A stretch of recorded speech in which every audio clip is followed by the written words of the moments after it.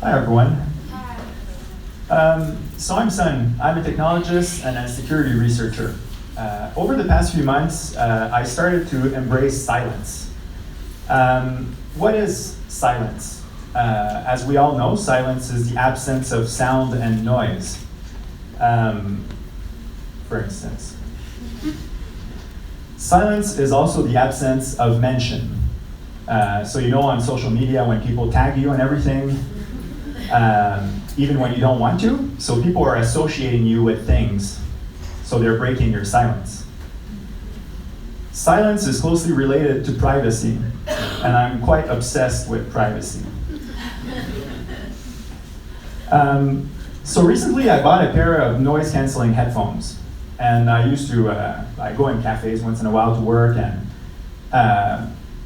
they help me realize that silence is only noticeable when noise is muted. So who has tried noise-canceling headphones here? For me, when I walk in a cafe, it's not that noisy, right? And then I put them on, and when I remove them, holy shit, like. Well, the same thing applies to privacy. So privacy is only craved when it has been lost. And that's exactly what's happening in China right now. So in China, people are using cameras with facial recognition to track citizens everywhere. And that's only the tip of the iceberg. It's quite terrifying. So essentially, in a lot of cities, Chinese people are ranked and they're identified with an ID. And in some cities, if you cross a red light, you'll get a ticket sent to you, and they'll withdraw the fee automatically, okay? And a lot of people, when I mention stuff like this, they're like, well, you know, I don't go against the law, right? So that doesn't apply to me. And that's all cool until you look at Hong Kong, right? Because in Hong Kong, people are fighting for democracy, something that we all take for granted here. And they have to hide from all of those cameras, and that's one of the reasons why they have the umbrellas, okay? And they're also using Telegram to coordinate their manifestations and stuff like this. So they're also using cryptography, and I'll talk more about that in a second. So back to our nice little comfortable Montreal, right? So we're in Canada. Here everything is fine, right? Like we're immune to this stuff. Well, to be honest, I'm worried about that. See, oh wow. Can someone close the lights? Is that there? Yes.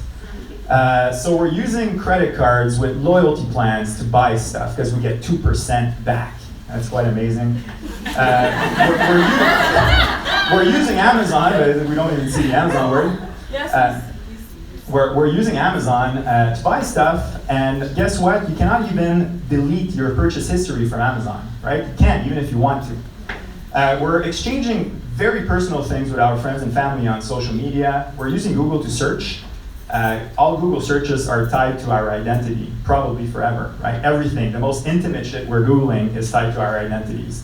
And we're using Chrome to browse, right? I'm not, but I'm sure you are, and with some of you. And millions, if not billions of websites are running something called Google Analytics. So that's a really helpful tool for marketers, right? Well, it's an even more helpful tool for Google and the NSA. And we're using Google Maps, and God forbid, if I wasn't using Google Maps, I would be lost. But the problem is, by default, Google is tracking our every move all over the world. And so they know exactly where most of us are going. And apparently there are ways to disable this, but I mean, a lot of news broke that they're not, even when you're deliberately telling it not to track you, they're still tracking you. Sorry, that was a lot. You can leave it off, yeah. And then we're using this beautiful little, I mean, I'm not again, but a lot of people are using this so that you can tell that your beautiful little AI box there with a smile. Hey Alexa, play this track, you know, mute the lights. You know, we're about to get intimate. And most funny of all is that this thing is listening, right? And it actually is. I'll talk more about that in a second. And all of this technology is aggregating an enormous amount of very private information on us, and it's storing it forever in huge data sets to target ads to us, so they say. And I mean, that's a problem by itself, overconsumption, but that's not today's talk. The problem is when ad tech goes to mass surveillance. And that is exactly what Edward Snowden broke in 2013 when a lot of NSA documents were leaked. One of the programs that he shed light on is called PRISM. So essentially, PRISM is a program that allows the government, when they have some level of suspicion on you, it could be that you're in the same family than someone that is perhaps related to a terrorist, perhaps, you know? It allows the NSA direct access to all of the data sets of Apple, Facebook, Google, and others. So all of those private things we're saying are to the disposal of governments. And think Hong Kong, okay? Because if we think about it here, right now, it's fine. But think United States, Donald Trump, Hong Kong, you know? And that's only one of the programs. So another program is called the Upstream Surveillance Program. So what they're doing is, a lot of governments, including Canada, they're installing tapping devices on all of the backbones of the internet. So when you send an email to someone abroad, for instance, in the UK, 100% sure that that email is essentially stored so that if ever someday someone has something against you, they can go in this data set and pull it out. So we would think that when that broke in 2013, everything would change, right? Because we care about privacy. Who cares about privacy? Who cares about freedom?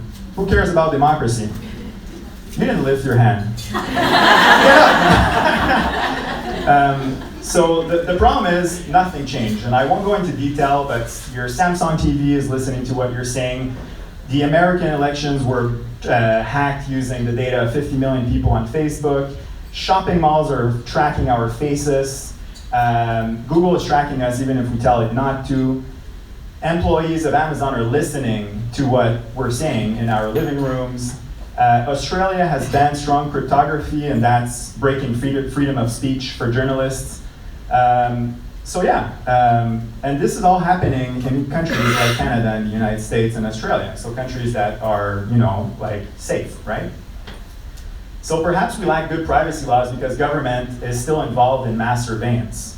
And according to Edward Snowden, there's a program called the Five Eyes. So Australia, Canada, New Zealand, United Kingdom, and the United States are among the worst countries in the world when it comes to privacy. We're not that far behind China, actually. So who in the audience feels like there's never enough time in a day?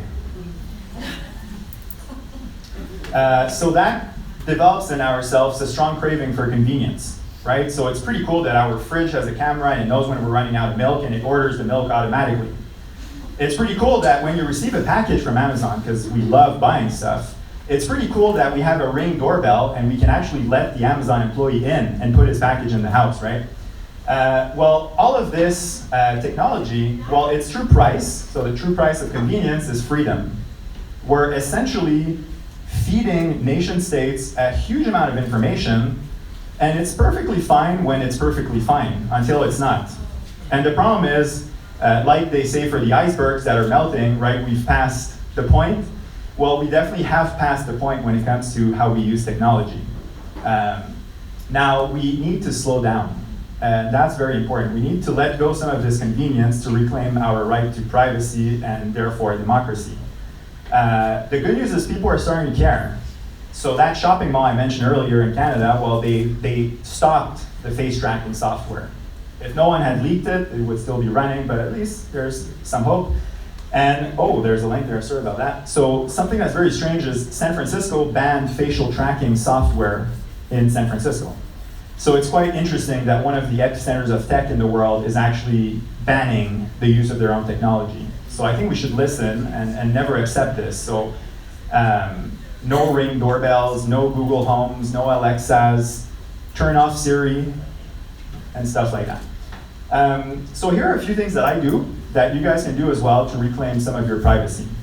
So if something is free, ask why. If something is free, you are the product. So when you're using Facebook or Google, I mean, you're being productized, essentially. You can access the internet from a country with better privacy laws. So when I use my Mac, I'm always in Sweden. So that's a country that has much better privacy legislation. And when you're in Sweden, you're under the GDPR. So companies are obliged to have your explicit consent to track you. It's a little bit full of shit, to be honest, but it's better, okay? So good countries to terminate your internet are Iceland, Switzerland, and Sweden.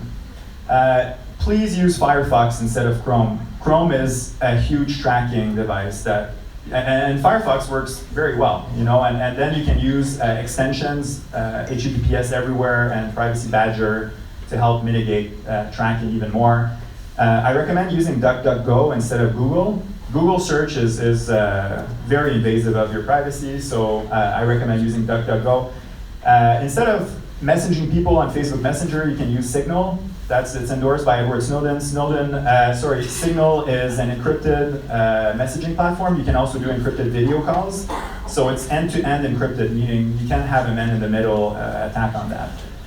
And consider everything you do on Facebook, Messenger, and Google public domain, because really you never know who's going to see this stuff. Okay, so if you don't want to say it out loud in the street, definitely don't say it on those platforms. And most importantly, show you care about privacy, because this honestly is a pivotal point in history where we have, all of us together, we have to decide that we're saying no to Chrome, we're saying no to Google, we're saying no to Facebook. If we don't do it, we're essentially digging our own grave as far as privacy goes. So I published some research on Medium, and I'm also starting a YouTube channel, so if you guys care about privacy, you can go and follow those things, and I'll be publishing more and more information to help you guys transition to a more private place. Thanks.